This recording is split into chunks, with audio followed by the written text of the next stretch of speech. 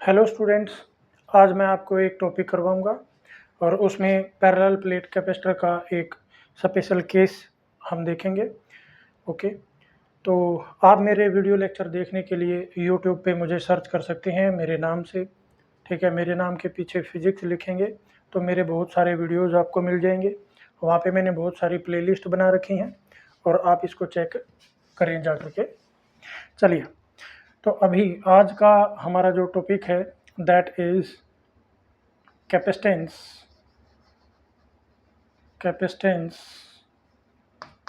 Of parallel plate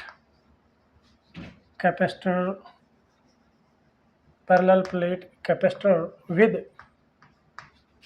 die electric with conducting slab. चलिए पहले ये कर लेते हैं, with conducting slab between plates. अब आप ये देखिए,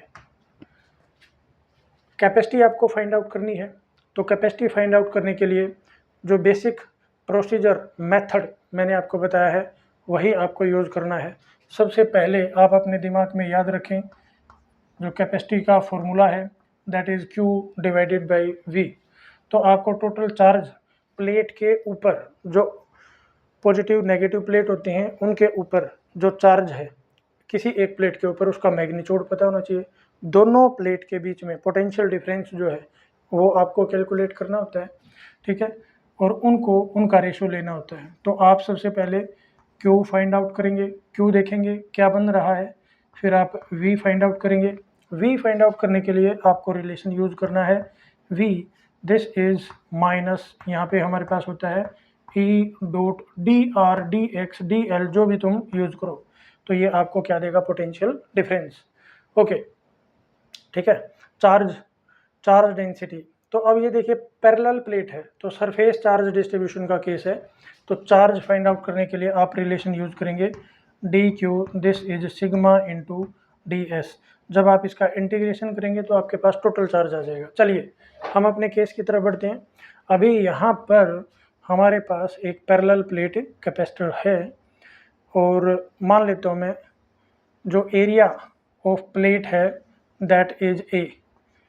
दोनों प्लेट हैं जो उनका एरिया है जो वो A है, और पहली प्लेट है जो A, इसके ऊपर पॉजिटिव प्लस चार्ज डेंसिटी है और यहाँ पर नेगेटिव चार्ज डेंसिटी है, surface charge density. And these plates are placed at a gap of small d। अब इसके बीच में मुझे एक कंडक्टिंग स्लैब इंसर्ट कर देनी है और ये मैंने स्लैब इंसर्ट कर दी इसके अंदर। ठीक है, मान लेते हैं जो स्लैब इंसर्ट की है, ये स्लैब इंसर्ट कर दी यहाँ पे देखिए, और ये जो स्लैब है इसकी थिकनेस मान लेते हैं T है। ठीक है, मोस्ट ऑफ द बुक्स में यही नोटेशन होती है, मैं भी सेम यूज़ कर लेता हूँ। ठीक है, तो अब आपको, ये आपका केस है, ये आपके कंडक्टिंग प्लेट है। आई थिंक आप देख पा रहे हैं इसको।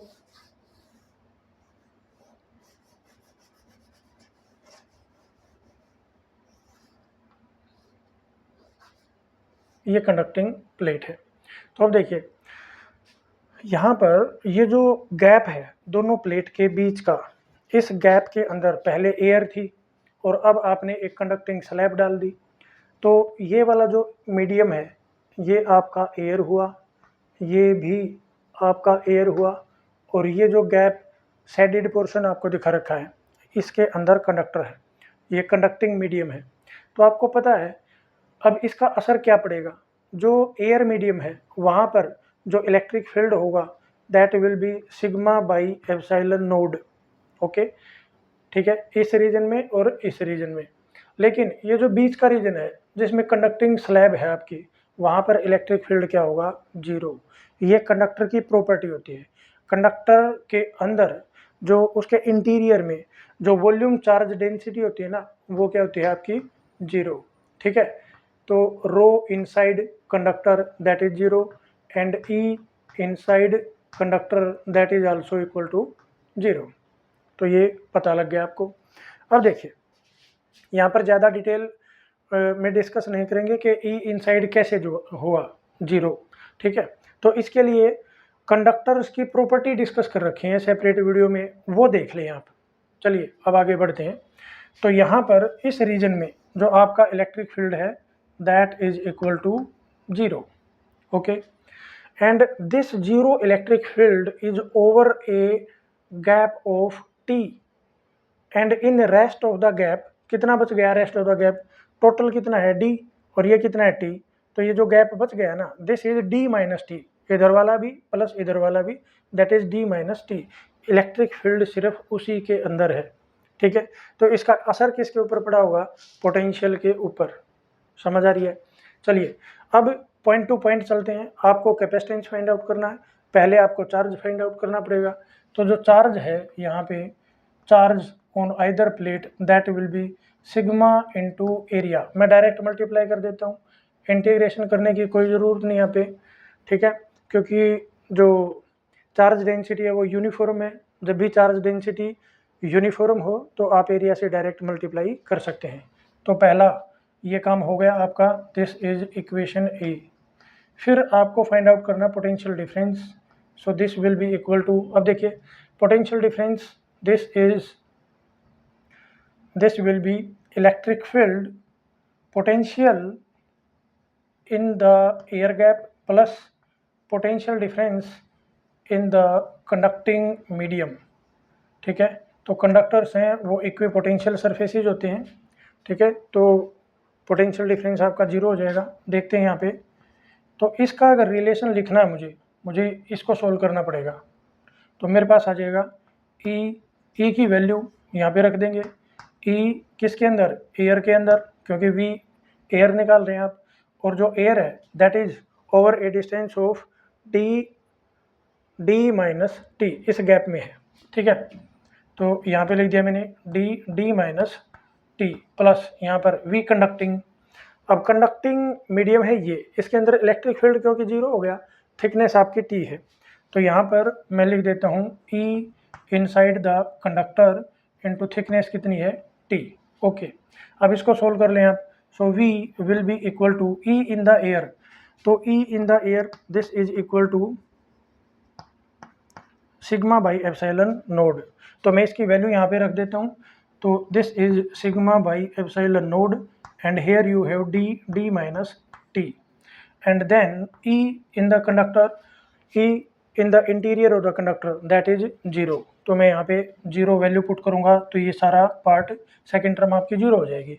तो आपने जो दूसरी प्रॉब्लम है वो भी सॉल्व कर ली, क्यू फाइंड आउट कर लिया, वी फाइंड आउट कर लिया, और आपको इतना ही करना होता है बस। जो भी कैपेसिटर के केस में चार्ज और पोटेंशियल फाइंड करने में एक्सपर्ट है वो कैपेसिटेंस बिना किसी गलती के निकाल लेगा।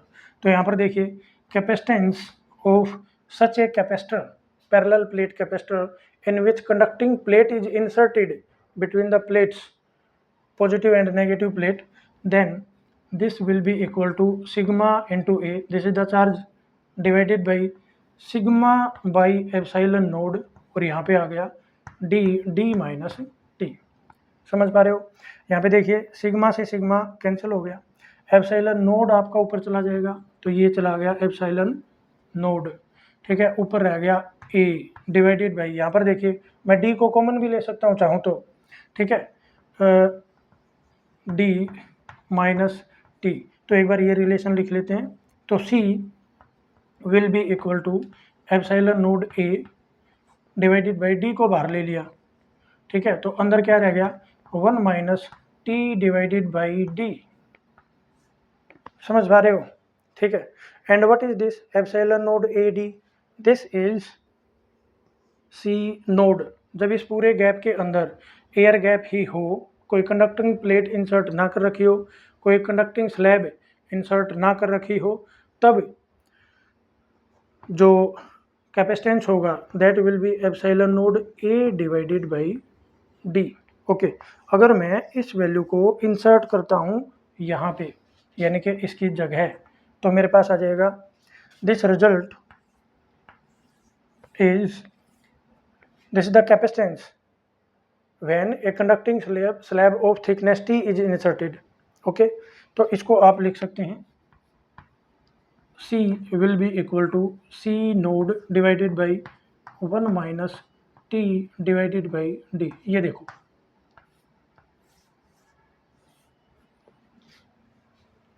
ठीक है। So this is the expression. अब इसका एक दो स्पेशल केस बनता है, हम वो डिस्कस कर लेते हैं। देखिए, अब अगर मान लो मैं इस पूरे मीडियम को, इस पूरे स्पेस को मैं कंडक्टिंग स्लैब से, कंडक्टिंग मटेरियल से भर देता हूँ, देन व्हाट विल हैपन, ये जो टी है ना, ठीक है, अब जो पूरे मीडियम में अगर कंडक्टिंग मटेरियल भर रहे हो तो टी की वैल्यू है जो, that will approach to D, तो टी की value will approach to D, तो D by D this will become 1, 1 minus 1 it will become 0 and C naught by 0 it will become infinity. ऐसा क्यों, समझाता हूँ आपको। अब देखिए, इसके लिए आपको कैपेसिटर की जो स्ट्रक्चर है, हाँ ये मिल गया, डस्टर खो गया था मेरा। चलिए,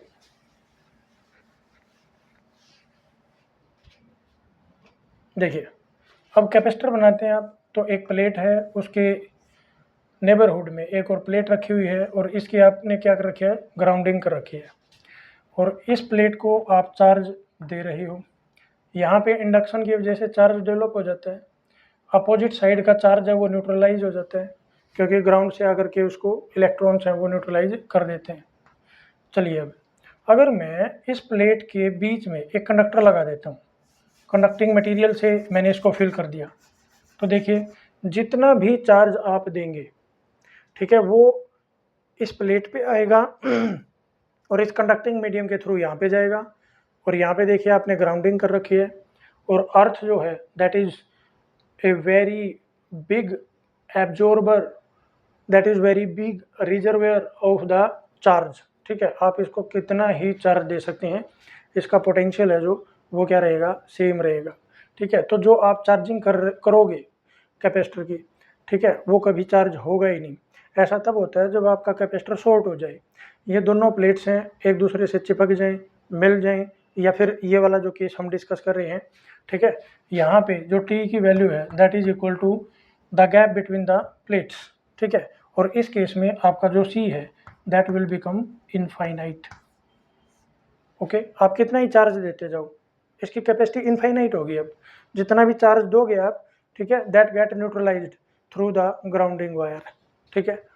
तो अर्थिंग की वजह से इसकी कैपेसिटी क्या हो जाएगी, इनफाइनाइट हो जाएगी। चलिए, सो ये एक स्पेशल केस था, और अगर मान लो एक और केस इसका डिस्कस कर लेते हैं, तो ये पहला केस था, दूसरा केस डिस्कस करते हैं।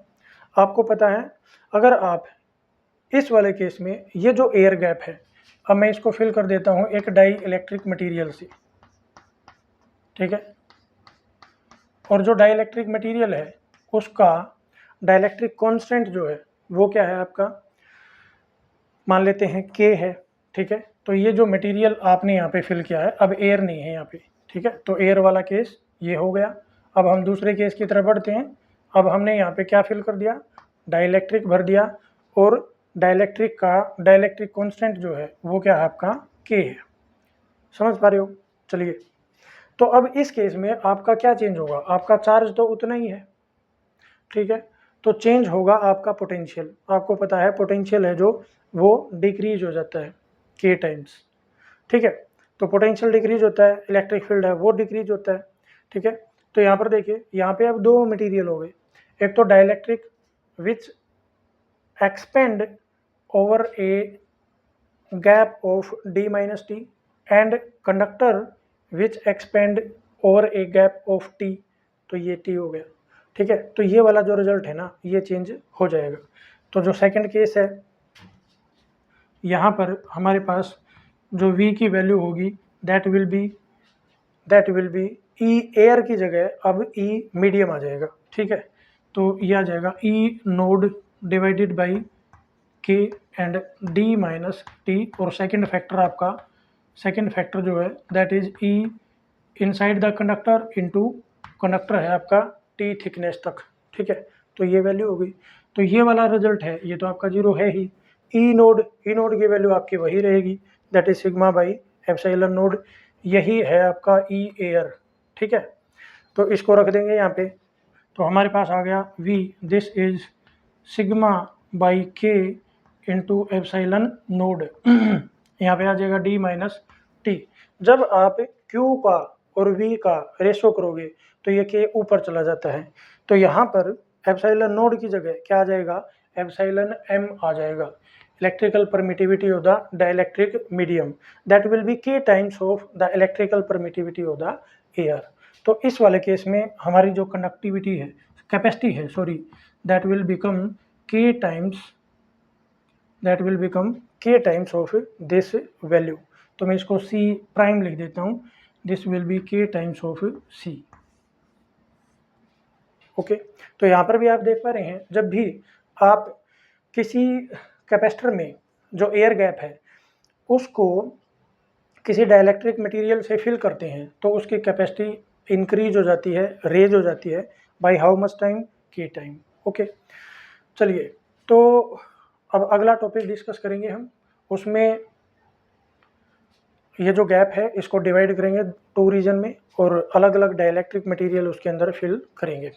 तो देखिए, बहुत आसान सा तरीका बताया आपको कैसे फाइंड आउट करते हैं कैपेसिटेंस।